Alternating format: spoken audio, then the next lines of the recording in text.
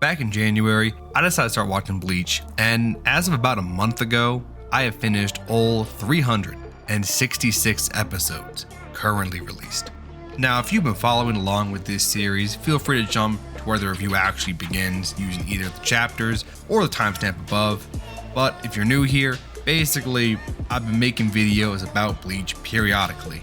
The first one went to the end of the Mount arc, my second video covered through the Arrancar vs Shinigami arc, and then my last one ended with the Zanpakuto Rebellion arc, meaning we have just 3 more arcs left to cover in this video.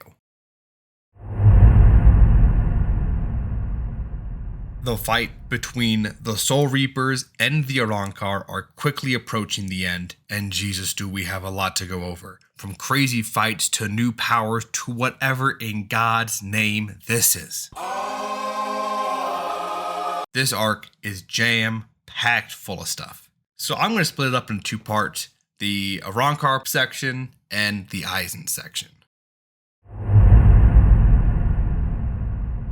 This arc opens up with heat. We're not playing around here. Ichigo versus Ulquiorra. This fight is everything we've been waiting for. Ichigo has mastered his holification, but it's still not enough against the L wannabe. I just love how chill this man is. Even while he's fighting Ichigo, he is so laid back. It reminds me a lot of Byakuya, honestly, and how this man is pretty much just unfazed by anything. Honestly, very nice parallel with that fight. But this fight is crazy. I mean, come on. We all saw something hype coming. It shouldn't be a surprise. Ichigo is fighting his ass off. Inoue has a few cute moments as well that are pretty cool and all that. Ishida starts going off against Yami. But you know what? I'm just going to jump straight to Ichigo versus Ulquiorra at the roof of Hueco Mundo, because that's where shit gets insane. What a fucking badass move. Ulquiorra has not 1, but 2 releases. 2! He really just pulled a "this isn't even my final form."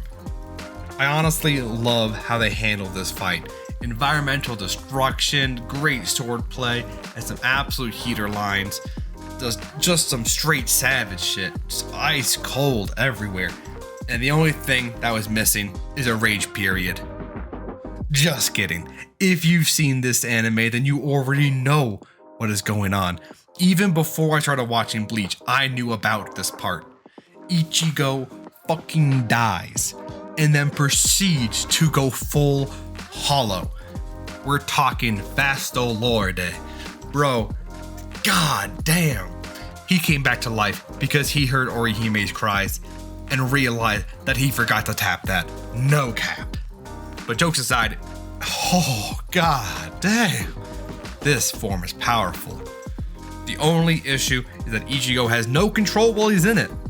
But so man's just raging, absolutely just raging. But damn man, this Fasto Lorde form is just insane. I mean, if you like rage sections and fights, look no further. This is like the ultimate rage section. But my favorite part about this fight is honestly how it affected Ichigo. Killing Ulquiorra hit him hard. It made a visible change in him for a while. I mean, just look at his face. I think the expression tells it all. And now we have what I think is my least favorite part of this arc, Yami. Like, I get that it'd be a bit underwhelming if we went from all these dummy strong dudes to Espada number 10, but just why? Espada 0? Bro, get that shit out of there. Only plus side to this fight was that let us see a bitch of Ichigo in his weird mental and Kenpachi being Kenpachi. But other than that, Yami was mid as hell. Absolute garbage. Now to the fake Karakura town, we have 3 Espada left. Baragon, Halibel, and Stark. Now, can I just say, right off the bat, man, fuck Baragon. Not because I dislike him, but because the man is so OP. At first I was like, oh, they just don't have to get touched by him. You know, that's not too bad. That's not too bad. But then he proceeded to literally decimate everything around him. Bruh, I thought Soifan was dead. I thought she was dead. but then she pulled out a little rocket launcher. But even that wasn't enough. It wasn't until Hachijin big brained the whole thing and used Baragon's own power against him. This fight was crazy. They kept pulling out insane new moves, and yet none of it was working. The man just simply would not die. And at the same time, we got Holly Bell, the water mommy, going off against our icy showed up friend, Captain Hitsugaya. Honestly, there isn't much to talk about in this fight. It wasn't crazy or anything. There was that one cool move that the man used where everything just froze. That was lit. That was honestly pretty cool. But damn, he didn't even get to defeat her. It was Aizen who actually defeated her. But lastly, we have Stark. Now, this is probably my favorite of those three because he was such a vibe, especially going off against Kyoraku. I just loved how they were playing around with each other, just testing each other out, seeing what each other could do before they started to, power up and go strong. They were 100% just playing, and I loved the dialogue, I loved the vibes going on there. But then the fights actually started, and goddamn, both of them are strong. Stark he can just spam Ceros. Bro, what? Not to mention he has those dogs that are just crazy. This man is just so powerful. Holy shit. And yet somehow Kyoraku was able to beat him no Bankai. Let that sink in for a bit. This man Shikai'd that shit. God damn. I already know he's about to do something insane in the 1,000-Year Blood War, which I am very hype about. Now, I would admit, I did get a bit tired of the fights every episode. It was just constant fights. It was just fights. This is a battle. So, I'm not mad or upset about it. I would have just preferred some other stuff mixed in as well. Now, one last thing I forgot to talk about was we got the Visored homies pulling up. They came to the spot and they did some damage. Plus, Shinji's Bankai, bro? That was crazy. Speaking of which, did you know that he actually hinted at it with his first introduction? You know what? Let me just play the clip. Hirako Shinji desu. Yoroshiku. Oi! Hirako kun, gyaku. うまいことかけてるやろ俺得意なんですわ逆さま Okay, Aizen is strong. Aizen is super strong. But once he fused with the Hogyoku, that man became disgustingly strong. Now him against the captains, that was actually really cool. There was some great teamwork. I love to see it. Just all these moves coming out. And then they realized that it wasn't him. R.I.P.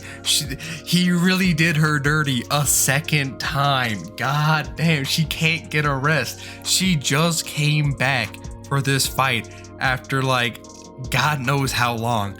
And she's just dead again, basically. Bro. R.I.P. Now after that, it wasn't anything too insane in my opinion. It did play around a bit with Ichigo's mentality, which I kind of liked, and that then led into him talking to Gin, which I'll get to later on. But honestly, all I can think about when I look back at this part is how annoying that creature Wonderwise is. Oh my goodness. Seriously, every time that thing was on the screen, it just annoyed me. So now I'm just going to fast forward a bit. Fast forward through all the fighting against Yamamoto and all that shit. We're going to when they jump into the Rio Karakura town in the Soul Society. I'm honestly glad that they touched on the people in here for a bit. It was great to see that they hadn't been forgotten. And usually we just see them in filler episodes. So it's nice to see them in an actual, real setting. What we really got to talk about, though, is Gin's betrayal. Now, I knew this was coming because it got spoiled for me. Not because I first saw it. I'm not that magical. I just had it spoiled for me. As simple as that. But now that I looked back at it, though, and took into all the other stuff, his betrayal went a bit further back than just that moment.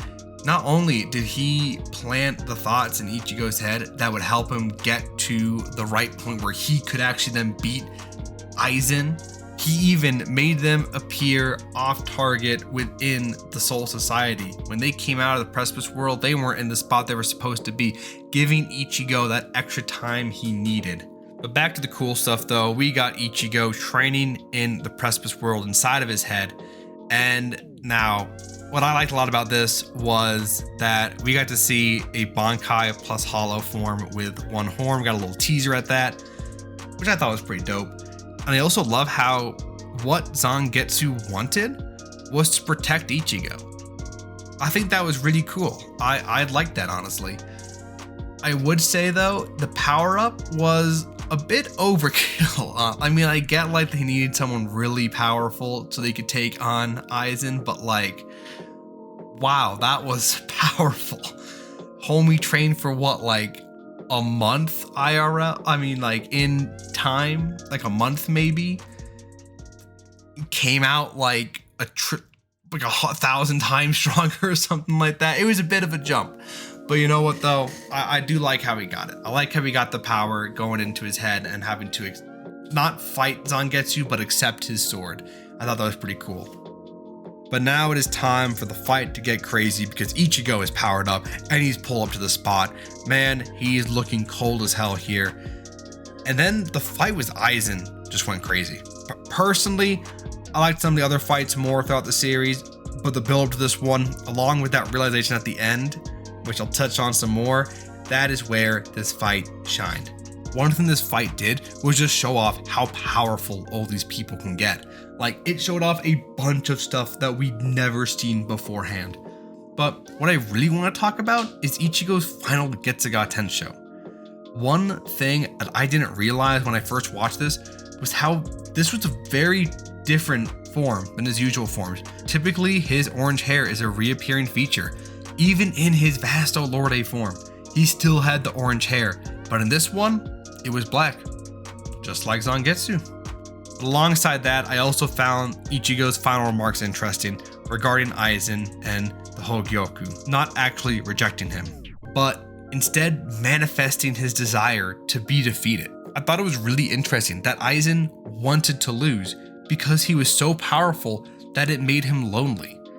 And that was honestly really interesting, actually. I mean, you've had this really cool antagonist for all the time, but it all roots down to this one simple thing, that he just simply was so powerful that no one could stand next to him, and that made him lonely.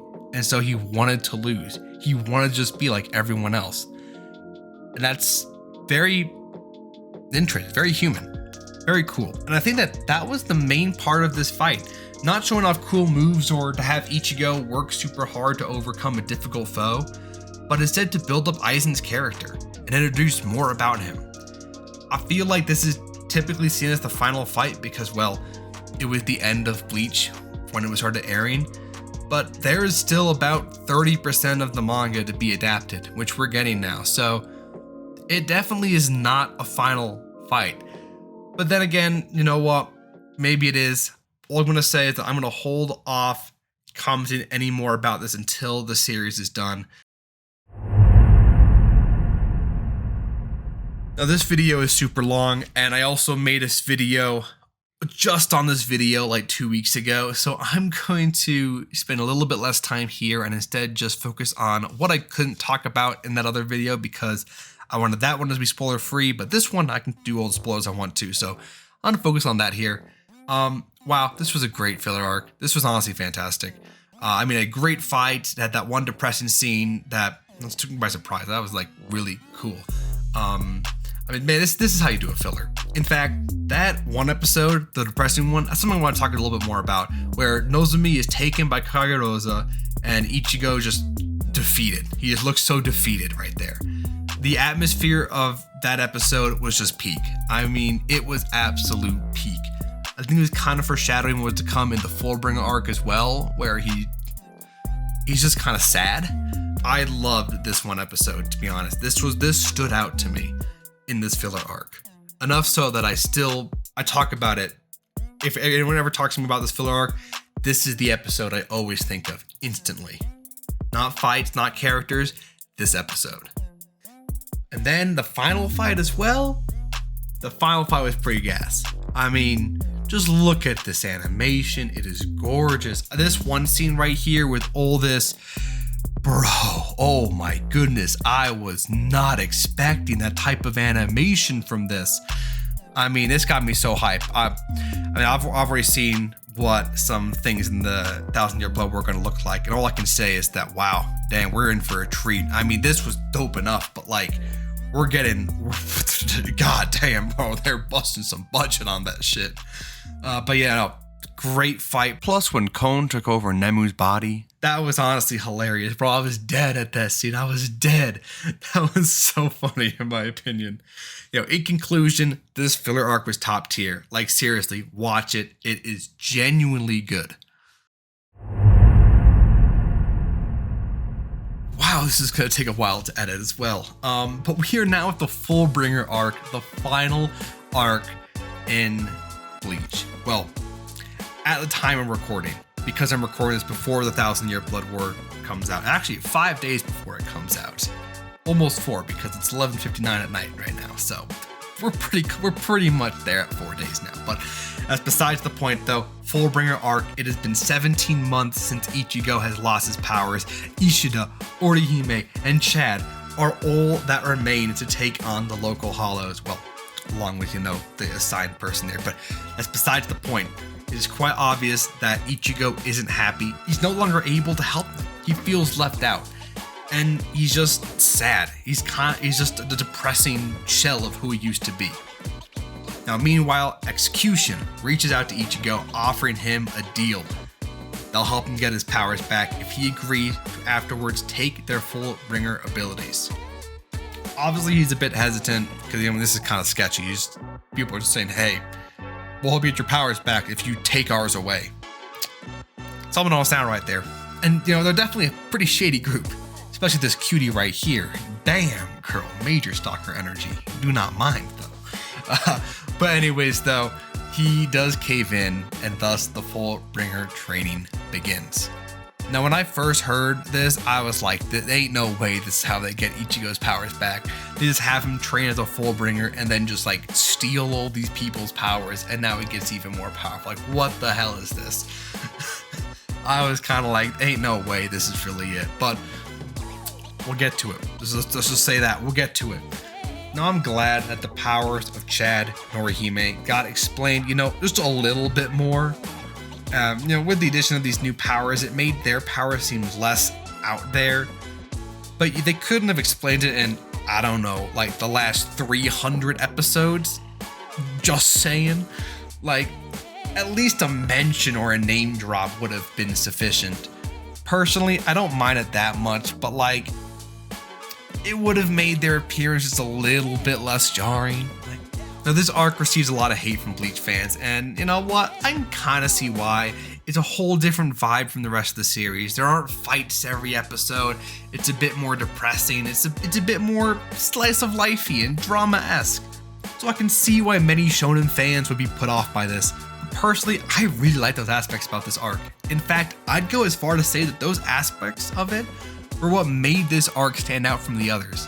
They're probably the best aspects of this arc, and what made me enjoy it as much as I did.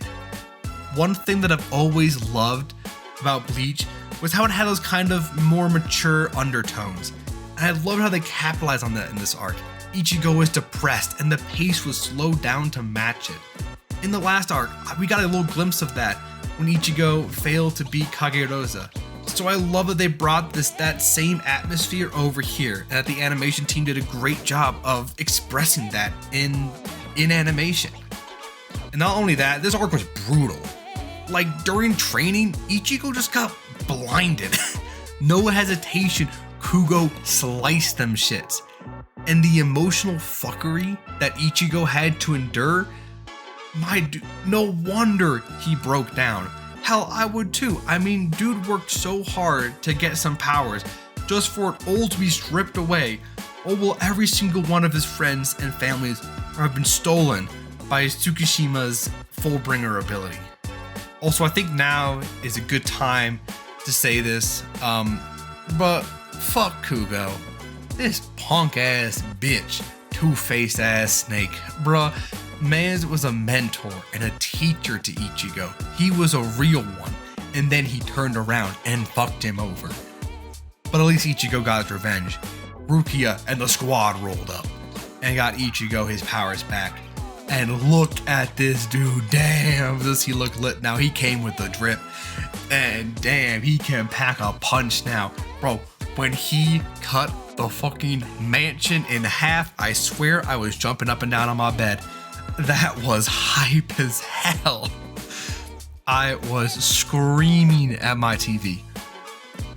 And then when he actually was fighting him, bro, Mans absolutely just shat on him. That one scene, goddamn, it was pretty. I keep saying it, but this type of animation, seeing this makes me so excited for the 1,000-Year Blood War. And then again, this stuff is nowhere even close to what we're gonna be getting. Bro, I'm so excited. I cannot contain my enjoyment. But you know what? Let me know what you guys think down below about the Fullbringer arc. I'm curious. I've heard it's a bit polarizing, so I'm curious to hear about what y'all think. I've gotten some other opinions already from some of y'all who are repeat viewers. Shout out to y'all. Y'all are some real ones. Let me know though. I'm just curious. I want to hear you guys' opinion on this. This has been a fantastic anime. People 100% sleep on Bleach, but I'm glad that people are getting back into it. I am all for the love that Bleach has been getting recently, and I am so glad every day that I actually decided to sit down and finally watch Bleach. And now that we're getting the 1,000-Year Blood War arc in 4 days now, because it's now the 6th, for me at least. Hopefully that gets even more people into Bleach. I know I've been talking to a few of my friends who watch anime, and I've almost convinced them. Trust me, I'm working on it.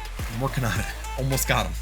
Now this is the final part of my normal Bleach review series. Well, until 1,000-Year Blood War comes out or something like that.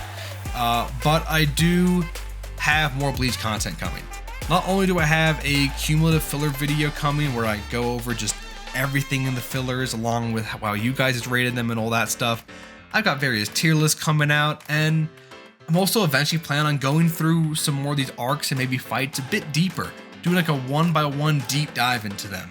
At least that's an idea I have, so let me know if you'd be interested in that. I'd love to do it at some point. Not like soon, but it'd be a cool thing to maybe do. Anyways though, this has been Senpai Supreme. Some of my latest videos are popping up on the screen right now. Go check them out. Got anime reviews, manga reviews, and a whole bunch of other stuff that I'm sure you will enjoy, including a lot more Bleach content. Let's go check them all out. Check out my channel. It takes a few seconds just to scroll through it for a second. I'm sure you'll find something that you'll enjoy here. But yeah, like, comment, subscribe, and also comment down below, most importantly. Guys, I'd love to hear from you guys. Y'all are awesome. Y'all are very cool. And thank you so much for the support recently. Like, this has been insane. Like, the amount of views and watch time I've been getting in these past like 2-3 months have been ridiculous. So thank you so much for the support with that. If you're still hearing this video, you are in fact a real one. I hope to see you all in the next video. Until then, peace. Comrade, I've recently heard some quite troubling news. Rumor has it you haven't subscribed to Senpai Supreme. Comrade, tell me this is not true. You have to subscribe right now, or the KGB will find out. Subscribe, comrade, and Mother Russia will be proud of you.